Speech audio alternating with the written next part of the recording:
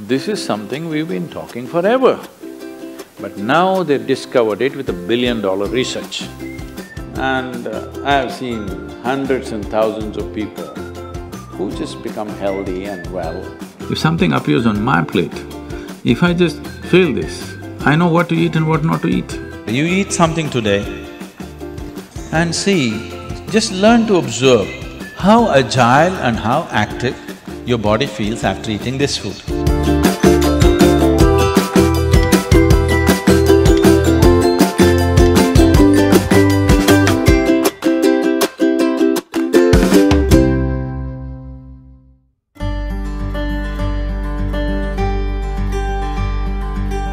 The simple thing right now that's a rage in the world is, if you come to our ashram, all the people there who are physically immensely active eat 10 o'clock in the morning, 7 o'clock in the evening, 2 meals. How many doctors have been telling me that they will die of malnourishment, this will happen, that will happen, you must do this, you must do that. I eat only 1 meal a day most of the days. One big meal I eat and that's it. And doctors telling me, no, Sadhguru, the way you're traveling, this will happen, that will happen, you must eat at least once in 4 hours, something you must eat. I said, leave me alone, I'm doing fine. But now, a big university in America comes up with this called intermittent fasting. It's not nonsense, it's good, but they rediscovered something that we have known forever.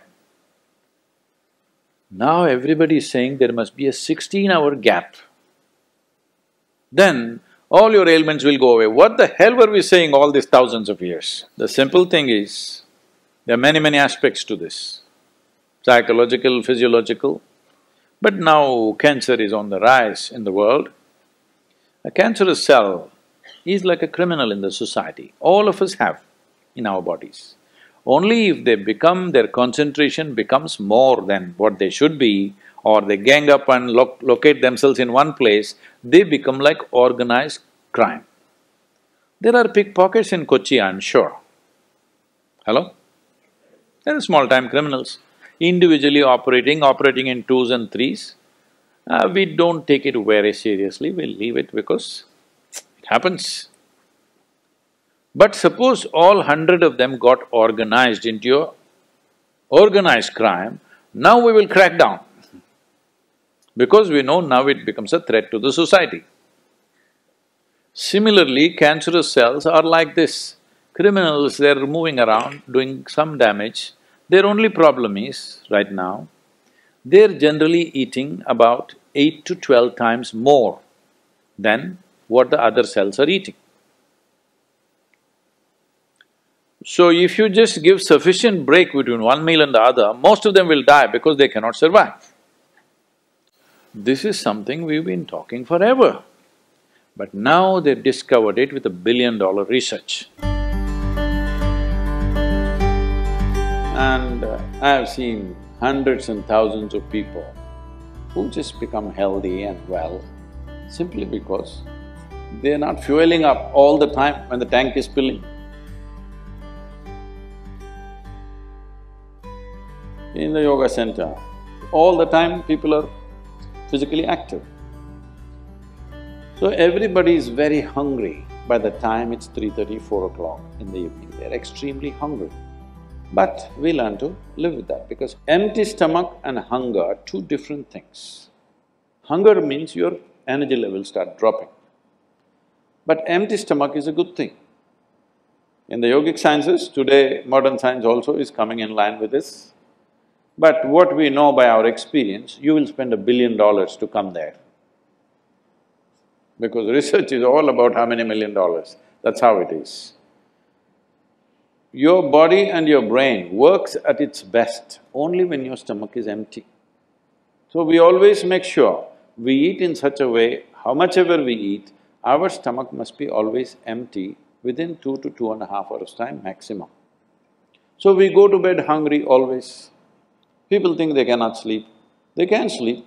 On an average, for 25 years on an average, I slept only 2.5 to 3 hours.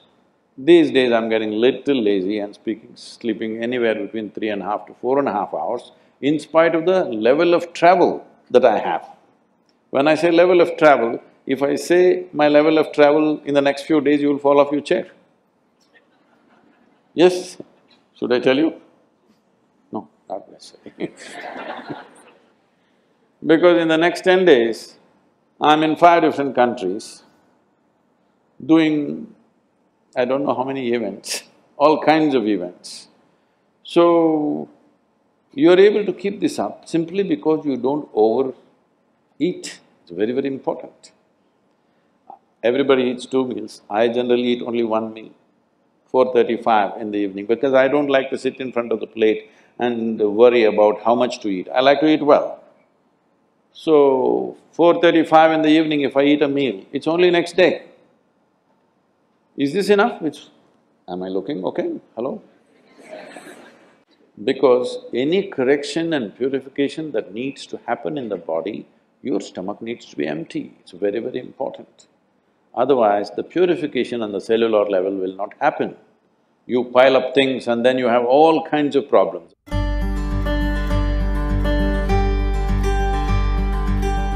When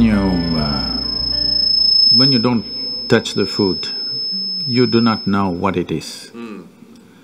If food is not good enough to be touched, I don't know how it's good enough to be eaten. So we should not have listened to our mothers and we should eat with our fingers, because touching our food helps us stay in contact with it. The cleanliness of your hands is entirely in your hands. The cleanliness of the fork is not entirely in your hands. This is true.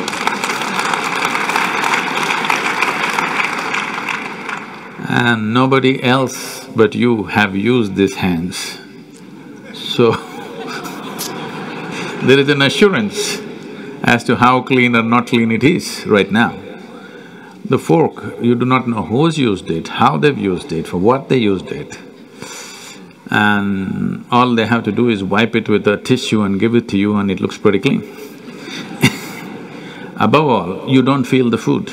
The first thing that's been taught to us is, if food appears in front of you, to hold your hands upon the food for a few moments, just to feel how the food is.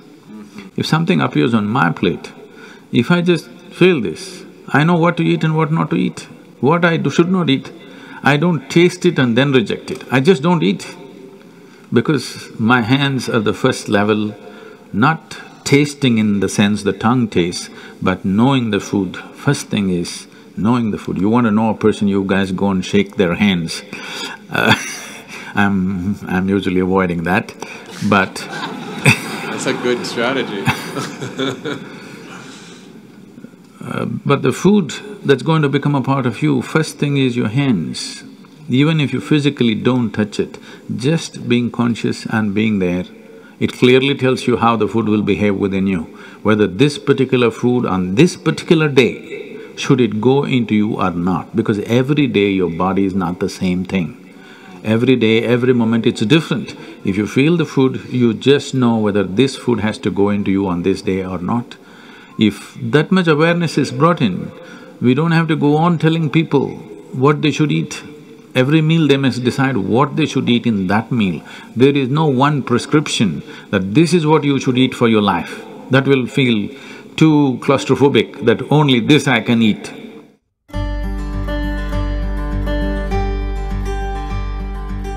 Your selection of food and consumption of food also must happen consciously. More than what you eat, how you eat it is also equally important. When I say how you eat it, these are all live substances. Every one of them had a life of their own, whether it's a plant, animal, vegetable, every one of them had a life of their own. Now in some way, you're making food out of it, you must consume it with utmost gratitude. If you approach it with a certain sense of gratitude and reverence towards the food that you eat, when I say reverence, it may feel like too much for you, but I'm asking you, let's say we put you in a room and you had nothing to eat for 5 days. If God appears in front of you, what will you ask for? Food? So that's how important it is. You must understand the food on your plate is not just a substance, it is not a material, it is not a commodity, it is life. It is the life-making material for you. So you must treat it as such. Right now, when it's on the plate, when it's out there, it has no value, but the moment you consume it and it becomes your flesh and blood, now suddenly it's of immense value. Why do we live like this? It's very important when it comes on your plate itself, you must treat it as a part of yourself. With great reverence, you must consume. Just the way you consume it, if you change that, food will behave very differently within you. This is what consciousness means. If people say your consciousness has no impact on your life, only chemical structures have impact, I'm very sorry for them because that's not how life works. Human consciousness has a deep and profound impact on everything that we touch, especially the food that we are making another life as a part of ourselves. When we are doing such an act, it's very, very important we treat it with utmost gratitude and reverence.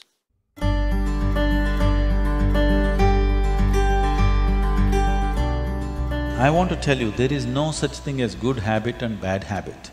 Habit means you are functioning unconsciously.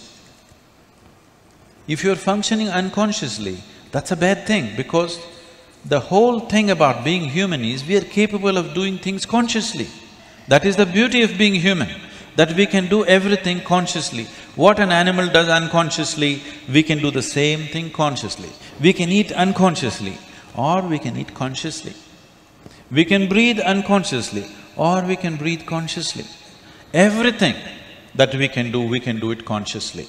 The moment we do something consciously, suddenly that human being looks very refined and wonderful.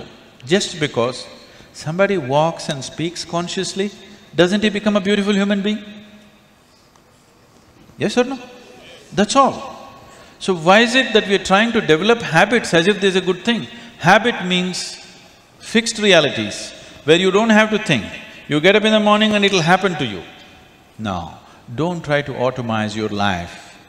That is not efficiency, that is the efficiency of the machine. This one is supposed to function intelligently and consciously. Nobody is expecting it to function like a machine. So, about food and stuff, food must be suitable for the body that we eat for. It is for the body. This is a building material for this body, the food that you're eating. What is the appropriate food? Unfortunately, it's all messed up right now. Traditionally, we ate very sensibly in this country, but these 1,000 years of innovations have brought other kinds of food cultures, and today the national diet is pizza or pasta. What is it? Which is one? I don't know. Both were competing. So, we are losing our sense about food. It's definitely time to look at what is the most suitable thing. If I go into that food, it's a very long process, but you must experiment with food, not just by the tongue, but by the body. You eat something today and see, just learn to observe how agile and how active your body feels after eating this food. If it feels like it wants to go to the grave, that's not good food. If it feels like it wants to be alive after eating this, except coffee, because that's a stimulant. If you eat food and your body feels very agile and alive, that means it's good food, body is liking it. If you eat something, it feels dull, that means it's not liking it, it's having difficulty with it, that's why it feels dull. So just on this basis, there's a much… this is a very simplistic way of putting it.